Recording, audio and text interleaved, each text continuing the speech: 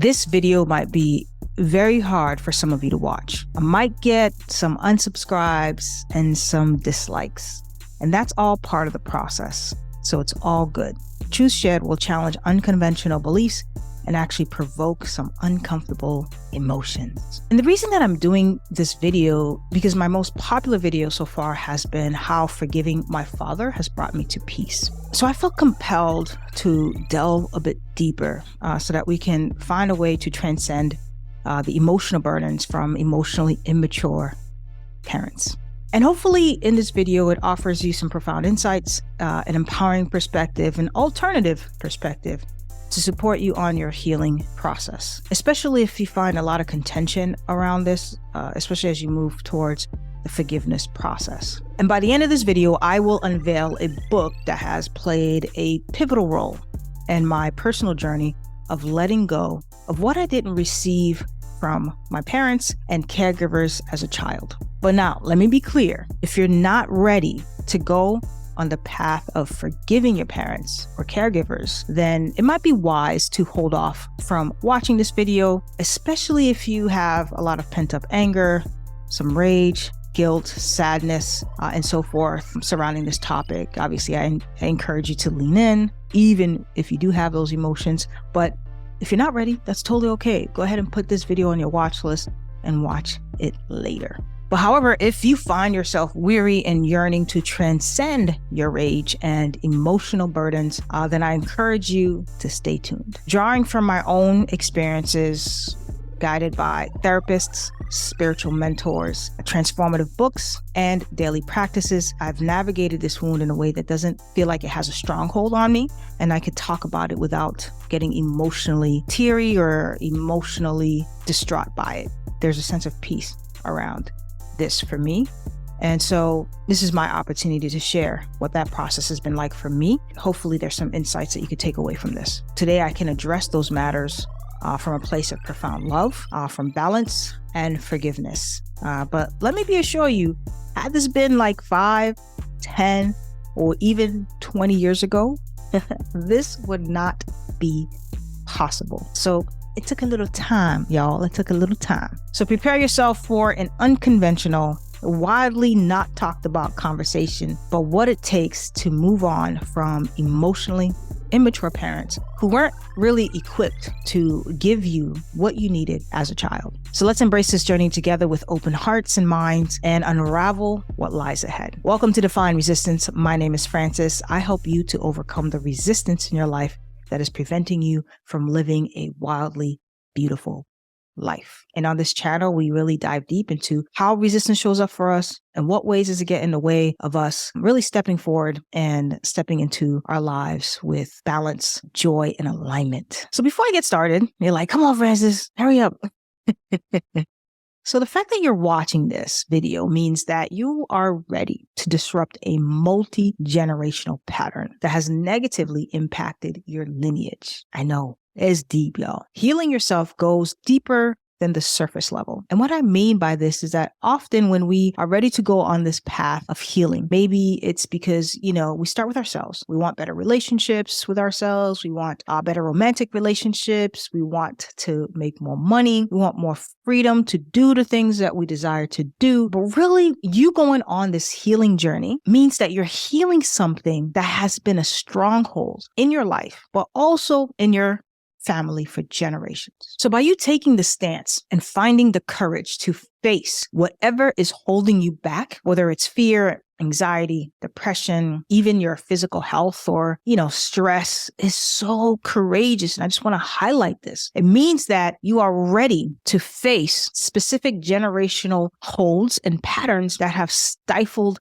your lineage for generations. I know it sounds deep, but this is how deep it goes. I just have to start here, and I just have to start there. I just have to start here because I don't think a lot of people recognize that, they're not just doing this for themselves. Like, you're doing this for those that may come after you, but you're also freeing your ancestors by healing this part of your lineage. Any emotional wounds that have been incomplete. As I said, what I'm about to share with you is a bit unconventional. It's going to challenge everything that you've been taught, which I think is a beautiful thing because what you have been taught is no longer working. That's why we're hear. So it might be time for a different perspective. When I was 12 years old, I was at a turning point in my life, even at that young age. And I remember this crystal clear. I remember getting into some kind of argument with my aunt or my grandmother, and I went downstairs and into the kitchen. It was completely pitch black. I was raised majority of my life with my grandmother, and then my aunts had a little bit of caretaking role throughout my life. So I call them other mothers. These other mothers came in and they took care of me. I left my father when I was 5 years old, and I never saw him again until I was 23 years old. My mother passed away when I was 16, and I didn't know her. I was raised by my father's side of the family, and that's a whole nother story within itself, how that came to be. But I remember talking to somebody, anybody that would listen, somebody that was beyond me. And it was almost like I was pleading with God. And I said, no one is ever going to hurt me again. And from that point on, I shut down. Like I built a wall in which I had to spend a number of years of my adult life bringing down that wall. I also said I didn't want to be a part of this family. I didn't understand why I was part of this family. And for a long time, I struggled with that. And I always felt like I was on the outside, and hence why I always talk about being a black sheep. I've always felt out of place. That question worked itself behind the scenes of my consciousness for a number of years. And that led me to really start seeking some answers and start me on a spiritual path. Between that question and the question of what happens after we die, those two questions really spearheaded my spiritual path in different ways. Again, this was a spiritual question, just so you know. It's not like everyone's talking about like any of this stuff. So I had to go and seek it, but I wanted to find out why I was here. Why did bad things happen? And what could we do about it? What was it all for? Like I kept questioning that over and over again. And it wasn't until the death of my brother in 2022 that I really even got much deeper with the spirituality piece. And I had already started the journey because I really had to make peace with grief, because I'm like, okay, I can't escape this thing. You know what I mean? And there were some books that were presented to me around that time by the universe, literally, because no one else besides my spiritual mentor was really having these kinds of conversations. And those books really helped me to process those very questions that I had at such a young age, this disconnection that I had and the agitation that I had towards being part of my family, especially family that didn't feel very loving. And that's when I learned, oh, this is why I had the parents that I had. This is why I had the conditions that I had. This is why I had the circumstances that I had. And it resonated with me so deeply because nothing else resonated with me for whatever reason. Well, I know why, but nothing else resonated. And after learning about this and processing a lot of this, I felt this resonance again that I've never felt before. It's almost like when somebody tells you something, you don't necessarily need the evidence because it literally just feels so sure in your body.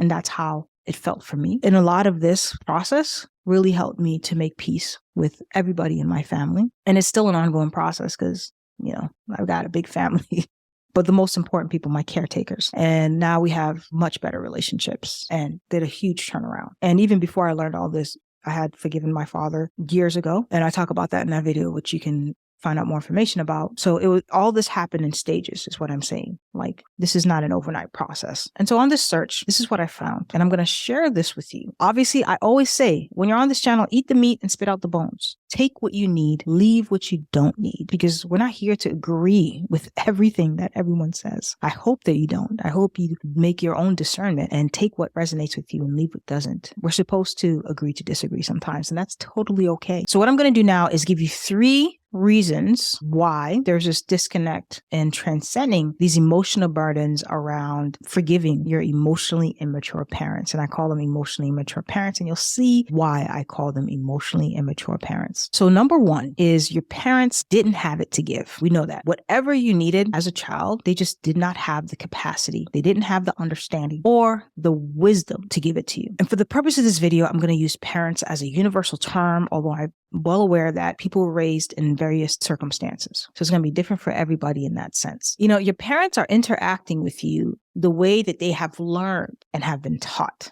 or not taught, or whatever they have been exposed to. And if they were never told things like that they were loved, if no one ever provided them with physical affection, appropriate, loving physical affection, if they were never provided with safety or any kind of guidance, if they didn't learn how to regulate their emotions, if they didn't learn how to use appropriate language, if they didn't learn how to set appropriate boundaries, there is absolutely no way that they can teach you this unless they have become conscious. And what I mean by becoming conscious is that it is through the conscious awareness that one is inspired to change what isn't working and to give themselves what they lack so that they may give it to other people. So that's what I mean by conscious awareness. Like, you watching this video is you making the purpose decision, the intentional decision to change something. So in my video about forgiving my father, I talked about how I expected him to fulfill a role that I imagined the role to be based on what I thought from, my society and what I saw on the TVs and what I saw the kids doing and all this other stuff, what a father was supposed to be or behave, or what a father was supposed to do, just based on the things that I just saw around me. That's it. And so I took those expectations and I placed it on him. And when he failed to live up to me and all of those expectations, I deemed him to be a terrible human being. I cut him off and I was done. Because how could you not know how to do this thing? Shouldn't it be just natural, right? So you too might have certain expectations about these assigned roles for the humans around you based on what you saw growing up, what you read in books, what you saw on TV, based on your own definition of what it means to be a loving parent. So I get it. But your parents cannot give you something that they haven't learned for themselves, that they're not conscious about, that they don't embody. So this is where the grace comes in. Maybe not the forgiveness yet, but the grace comes in from there. Would you blame a baby for not learning to walk fast enough or for not learning to walk on time? Sometimes we see adults and we often think they're adults, but more often than not, they are not adults. And if you've taken my inner child course, then you will understand that. And in almost every situation, whomever that you're interacting with, unless they themselves have done the work, like you're doing the work, then you are interacting with another wounded child. So if you have your wounds, they have their wounds, or wounds come together and conflict. So I want you to recognize that those wounded children are your parents. I know it's hard to see, but they are. And of course, there are extreme circumstances where your parents might have severe mental imbalances that really disconnected them from this earthly plane. So I recognize that this isn't necessarily a one size fits all. When I started to look at my caregivers as wounded children, I started to get soft. It took a while for the softness to present itself. But when I looked at my grandmother, and then I looked at my aunts, and then my father, it all started to just make sense. My grandmother never said, "I love you." She was not a very affectionate person. She was also pretty cold. And yet we still had this really special bond. And she had her moments, she had a great sense of humor and just other qualities that I was able to recognize in her. But a lot of the stuff just wasn't natural for her or, present in her body. And it wasn't something that she learned. How could I have expected my father to know how to do that if his mother didn't do that with him? Unless, like I said, he acknowledged and noticed that within himself, so much so that he had a deep desire to heal those parts of himself. So I just had to take a step back and really look at the bigger picture. Some of you might be fortunate enough to be able to have closure conversations with your parents, and that's beautiful. Take advantage if you can. And, use that as an opportunity to say what it is you need to say without any expected outcomes. For me, growing up in an immigrant family, disconnected from the English language, Caribbean family at that, language and nuances of the American culture, trust that conversation was not going to happen for me, right? So I had to figure something else out because that door was closed for me. And when you're on this path of really wanting to transcend these emotions, this is where the road might feel quite lonely and very isolated because you are now probably the only one in your family who is seeking to heal at a very deep level. And sometimes that could feel like a bigger burden than you're willing to take on. But there is a sense of responsibility for people who have become aware and conscious of some of these things that, we just can't throw a rug over what we now are able to see. Again, your parents cannot give you what they don't have the capacity to give themselves. So here's an exercise for you. I'm not going to leave you empty-handed, you know what I'm saying? Take a moment and just get honest with yourself by asking, can your parents truly give you what it is that you need? Do they have the emotional intelligence and the emotional integrity, the capacity and so forth to do this? Also observe how they treat themselves. Because in order, again, for someone to treat someone else better, they first have to treat themselves better. By getting honest with this part of your life, you can begin to release some of that resistance, and you could take a moment to grieve what might not be possible to receive. We often get into a lot of conflict because we want something to be different than it actually is. So that creates more conflict versus accepting what is in front of us. Because by accepting what is in front of us, we can transcend, we can alchemize these emotional burdens. So number 2 is you have choices. Whenever I mention that we all have choices, people sometimes they don't like to hear it. I know I didn't want to hear it too before I started my healing journey. And I know that's really hard to hear, that you actually have a choice. But you do. And that's the choice that's going to liberate you from this resistance of letting go of your rage, of your guilt, of your sadness, and all of those heavy emotions that surround you, so you can actually heal the things that you didn't receive from your parents. Because when you begin this process and you go through the forgiveness process, now you have to go through the reparenting process. And so you need to create space for that process to take place. So let's talk a little bit about toxicity with parental relationships. It's all there. I grew up in a very critical household. So I get it. And I see toxicity as a spectrum. There's like levels to it, right? And there's a range, and that range will dictate how much of it can you actually withstand, if at all. Like when I go to my aunt's house, she's still critical, but I'm like, I don't believe you, so it's all good. That's your own stuff. So what are we doing today? Because she always cooks for me. So I'm like, what do you have in the fridge?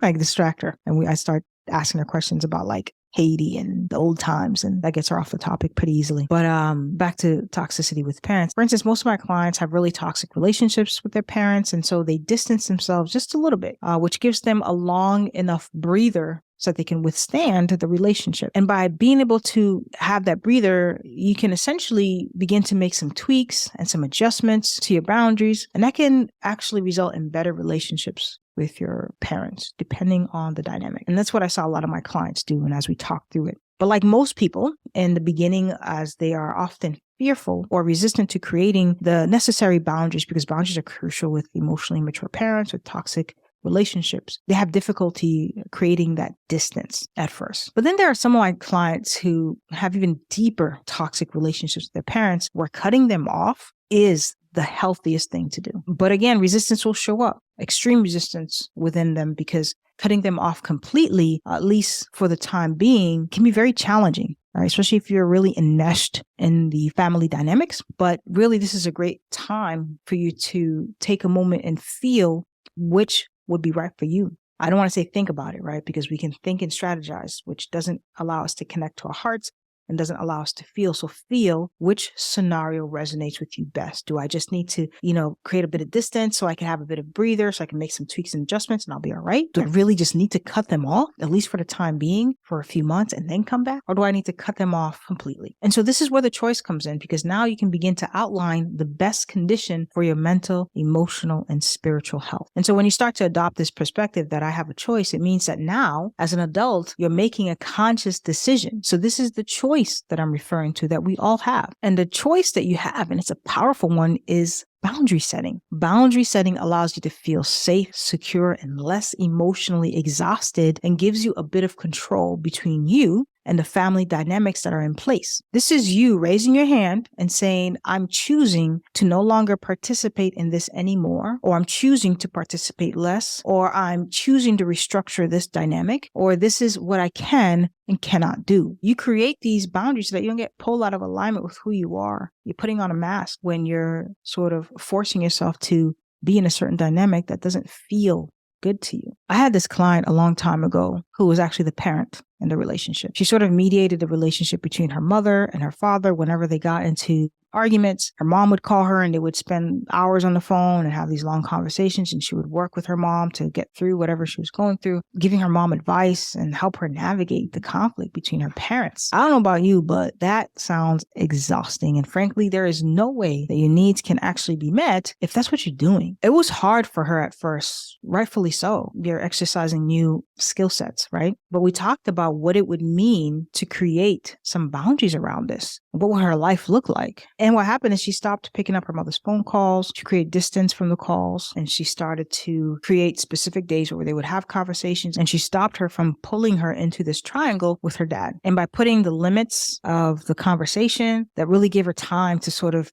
bounce back, right? To heal some of the emotions that she was struggling with in between time. If you're actively in it, it's kind of hard to specifically focus on healing that thing, right? Because you're not creating space between you and the trigger that is triggering that wound constantly. And in the beginning, she felt a bit guilty about it. She felt like she was letting her mom down. So you might experience a bit of guilt when you start to make some of these transitions and start creating these boundaries. And she felt like she wasn't a good person. But the most important person in this equation is you, honestly. If you're not better, then how can you be better for those around you? And so part of this is I want you to remember that honoring yourself, making a choice, there will be a bit of discomfort. And my invitation here is for you to sit as long as you can in that discomfort long enough for actual change to take place. Because what happens with a lot of people, the reason why change doesn't always happen is because we haven't sat long enough in that discomfort to actually see the change take place. So here's an exercise for you. I just want you to take a moment to list the choices that you believe that you do not have. And I want you to list them really quickly without changing them. Don't think twice about them. Don't try to change them as you write them down. Just create that list. And then I want you to take a moment to look at that list and find the evidence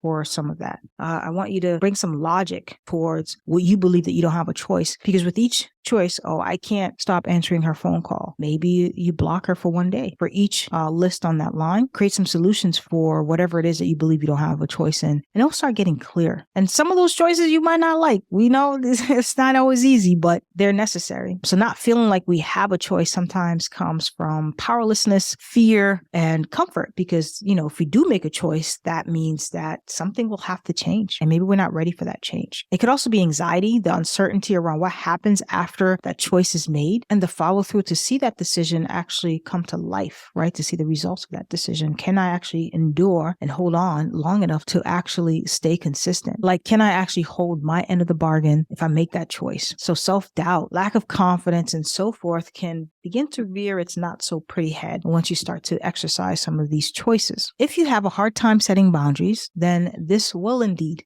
be a challenge for you, but that's okay. Take it small. Again, in what micro ways can you do some of the hard stuff? Take it slow, move at your own pace, but definitely take some action. Okay, let's get some momentum going. Now, number 3 is going to be very difficult to comprehend, especially if you've never heard of this before, or maybe you've heard about it, but you're like, nah, that ain't true. And that's fine. You don't have to agree with this. But this is something that has been true in a lot of indigenous tribes, indigenous cultures, westernized cultures. A lot of information has been withheld or hidden from us. And this is why we struggle with a lot of different things. Other cultures may not struggle with like death and dying as much as we do. They have a different perspective on it. And some of the things that we needed to navigate this life was withheld from us. And there's a reason why it was held from us. It was to keep us disconnected from ourselves, disconnected from the truth, and to keep us in constant emotional turmoil, constant internal conflict. People who are constantly in low vibratory emotions can be oppressed, right? The more you raise your vibration, the less that you can be oppressed. So number 3 is going to be hard to hear, but this helped me to just figure stuff out for myself. This is what I believe. You don't have to believe this.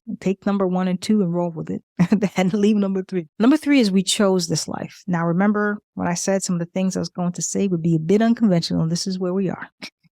Again, this is a personal belief, but I believe before we incarnated here on this earth, we chose our parents and we chose a lot of our struggles, if not all of them. Now, even my partner disagrees with me on this. She doesn't quite agree. It's totally okay. And I'm not expecting most of you to agree with me on this. It's totally okay. But hear me out. Remember earlier, the running question that I had was like, why do all these bad things happen? Because in my eyes, we were not brought here to this life, to this earth, to suffer. That just doesn't make sense to me, especially for no reason. Like, what is this about? To think that we would agree to be a part of such a painful journey for a lot of us is incredibly hard to imagine, especially if really terrible things have happened to you. Mostly because, our knee-jerk reaction is to place blame on someone else. And when you're in a vulnerable state, it's not that it's your fault.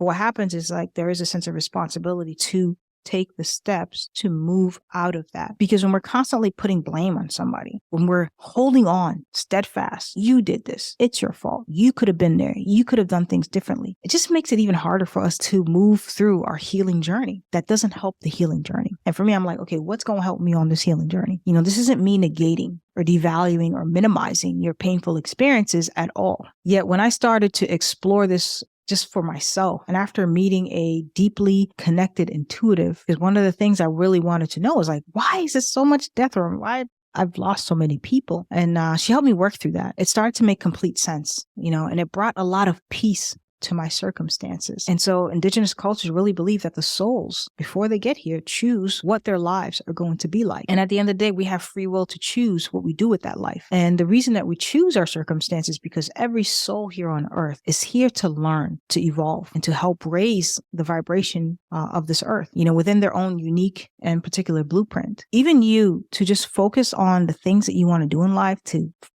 go after your purpose, to go after your dreams, that's you raising the vibration, right? Because you don't necessarily have to be out there. All you have to do is evolve yourself. By you evolving yourself and raising your own vibrational frequency, what happens is that it emotes out into the world. And it helps the overall condition of the world, because now you're coming from a place of joy. How many people can't stand their jobs, and they come out here and they're complaining about their jobs? They complain with other people and they recruit other people. And now you have groups of people talking about how much they can't stand their jobs. They can't stand their lives.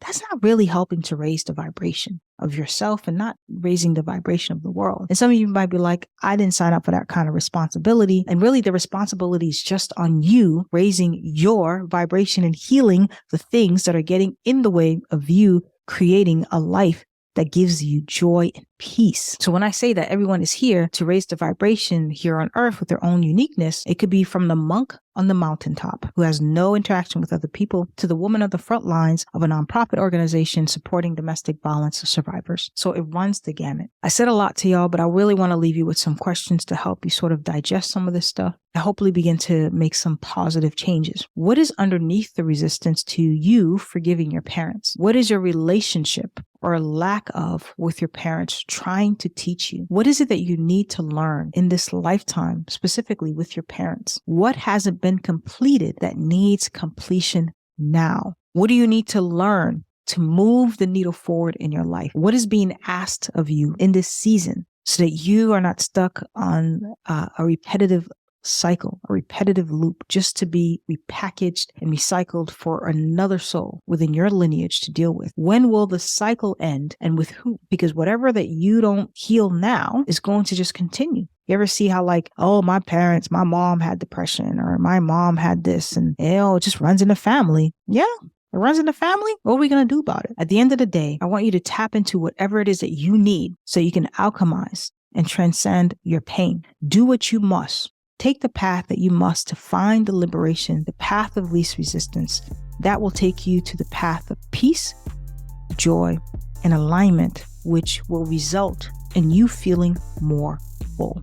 All right, I said a lot to y'all. Let me know in the comments below which number resonated with you the most. And feel free to share which one that you're like, nah, not some BS. I'm okay with it. I'm open to all kinds of conversations. And if you found any value in this video, please like and subscribe, and definitely share it with somebody who might need to hear it. And again, I will see you on the other side of wholeness.